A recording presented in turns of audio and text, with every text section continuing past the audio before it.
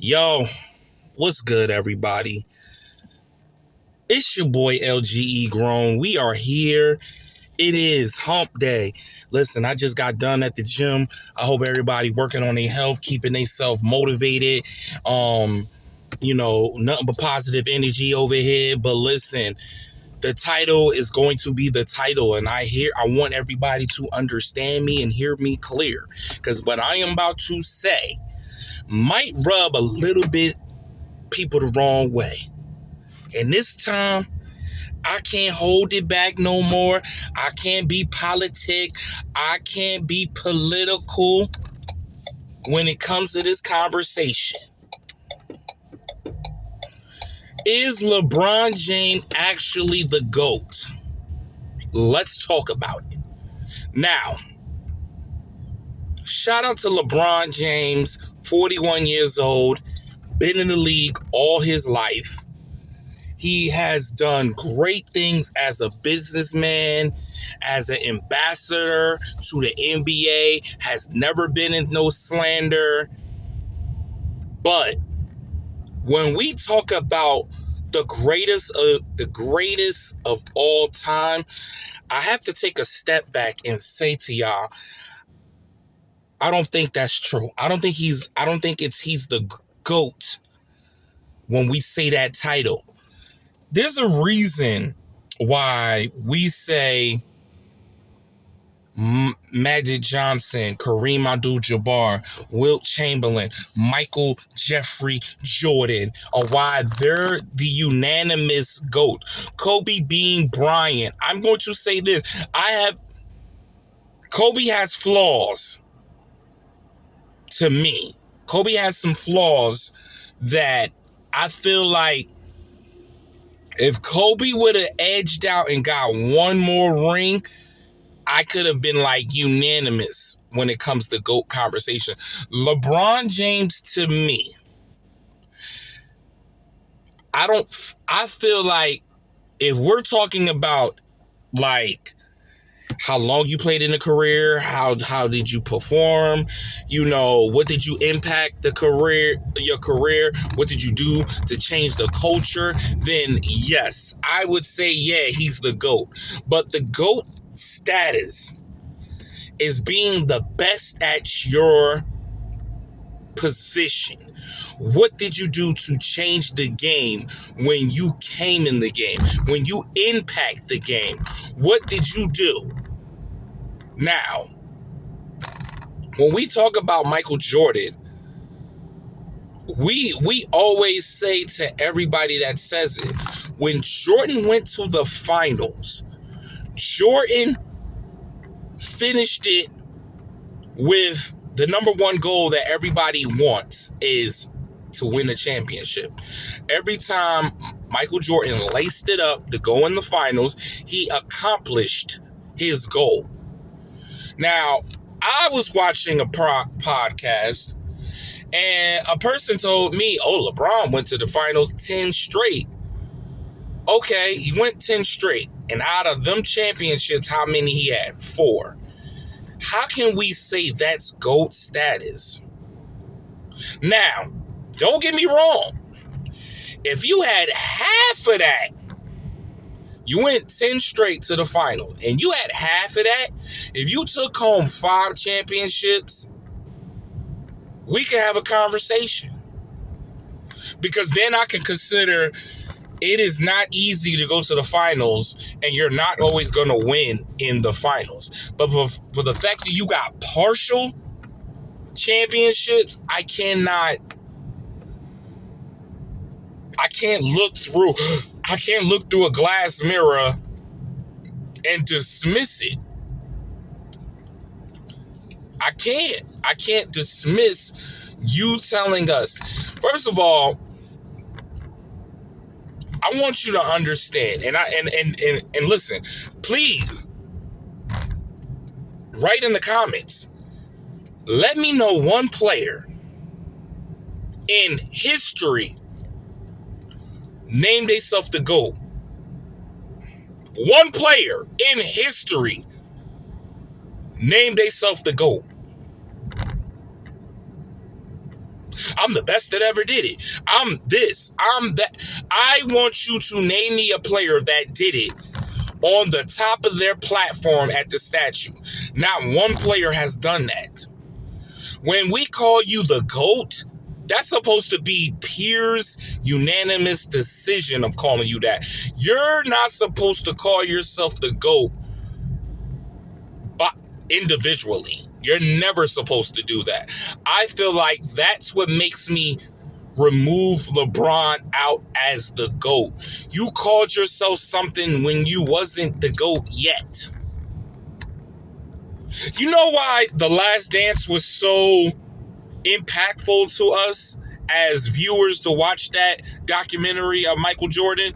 Because everybody wanted to know what was the mentality that Michael Jordan had going in there to win them championships. What was his path of having to be the greatest of all time? What did you do? What was your mindset to have this dominant force to go in the league and be a killer savant as you were? Everybody's seen it in college, and we witnessed it in the NBA. And we wanted to see that. We wanted to see how you became Air Jordan. What was it that made Michael Jordan be him? We wanted to see that. Nobody sat there, or if you looked at that documentary, not one time in his video, you heard him say, I'm the greatest I've ever done it.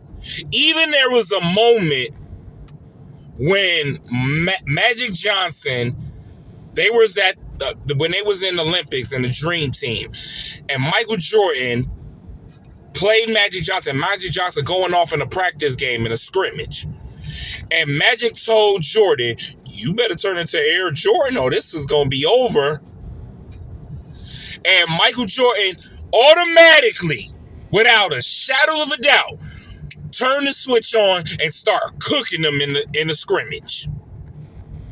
And he told them, there's a new sheriff in town. He wasn't arrogant. He didn't say, okay, I'm the best player on the planet. He just told them in a voice, and if you watch the documentary, he said, there's a room in there. I wanted to be a part of that room. So what he was saying, there was a room that Larry Bird and Magic Johnson had in this room where they won championships. They was allowed to talk shit because they won championships. They knew what it takes to win championships. And Michael Jordan wanted that more than anything. And once he got it, he did not miss the moment. So that's why The Last Dance became very crucial to us to watch it. Everybody was tuned in to watch him. I sat there. I can't tell you how many times I watched The Last Dance and I was motivated because I had to watch myself watch greatness perform. I had to watch myself and say to myself, okay, Michael Jordan did this. He didn't quit on that. Oh, he had a flaw in this. He worked on that. Oh, he couldn't get it done. He wasn't strong enough. He went in the gym. He got strong enough. He did that. That's what makes him so dynamic.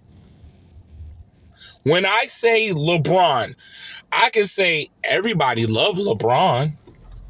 That ain't what it's going to take to win. I'm sorry. That is not what is going to take to win when it comes to the NBA championship.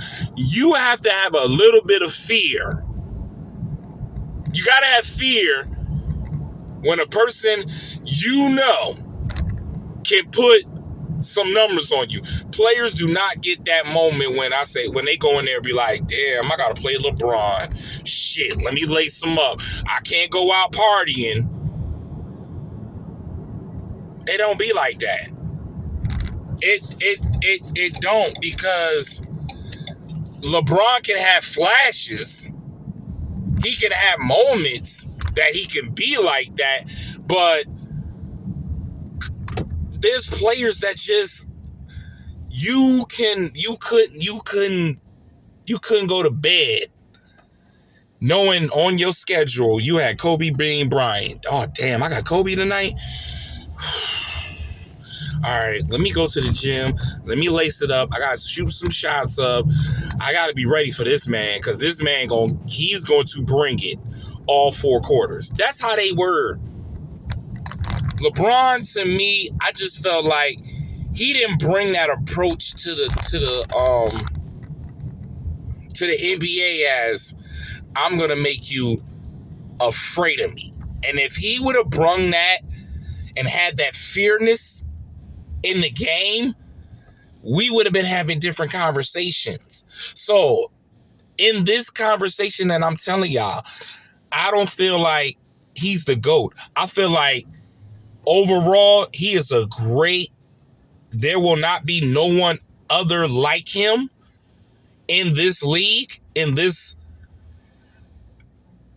millennium, whatever you want to call it. It will never be a LeBron James 100%, but we cannot say he's the greatest of all time. We can't. I'm sorry. You can break 10,000 points, records. You can do all that. But let's just think about this. Kareem Abdul-Jabbar, we used to say, was the greatest player of all time when he broke them points. But you know what backed him up as well as them points? Is them championships he had with them points. He didn't just dominate with career points. He dominated with championships. That's why we said at a moment he was the greatest of all time. He put his money where his mouth was. There was a reason he was a killer. And I'm sorry, y'all. Listen, please express to me how y'all felt, because I'm telling y'all, I have LeBron James. If we being real, maybe cracking my top 10.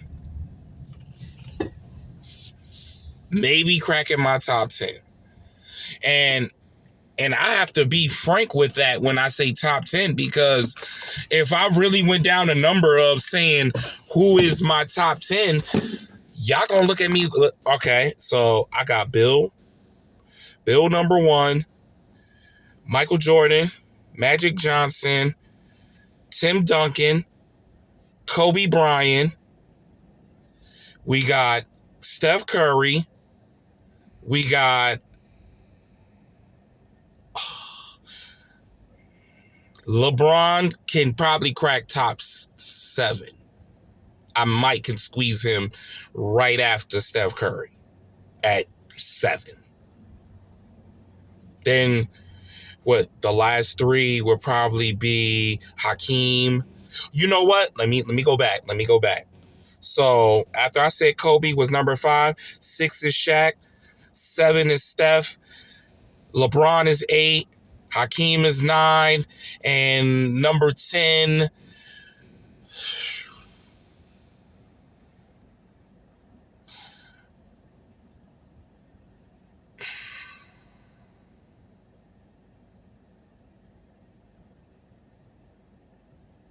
I'll put Dwayne Wade at 10.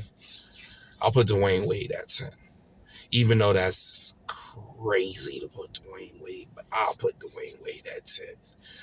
Because Dwayne did a lot in his career. So, there you have it, ladies and gentlemen. I don't have him in my top 5 when it comes to conversation of greatest of all time. And people are going to look at me like, oh, that's crazy. How you going to say that? Come on now. What are y'all basing? I need y'all to really base your opinion on why you have him as the greatest of all time. What are you basing him off as? Are you including your championships? Because you have to explain to me what makes him being in the top, what makes him be in the top of all 5. What are you edging off of them players that I named as him one of the top 5? Why? And you have to have championships. You got to have what you have to break down the criteria of everything of why. Longevity can't be the number one in why he's the top 5 longevity. That's a good thing for your career of being that, but that can't be your whole criteria. So you let me know. I'm very open, but I told y'all are definitely not going to like me in this topic, and then wait till y'all see it. All right. But I want everybody to have a blessed Wednesday, hump day. Listen, check up on your loved ones, check up on your family, put God first. I'm out.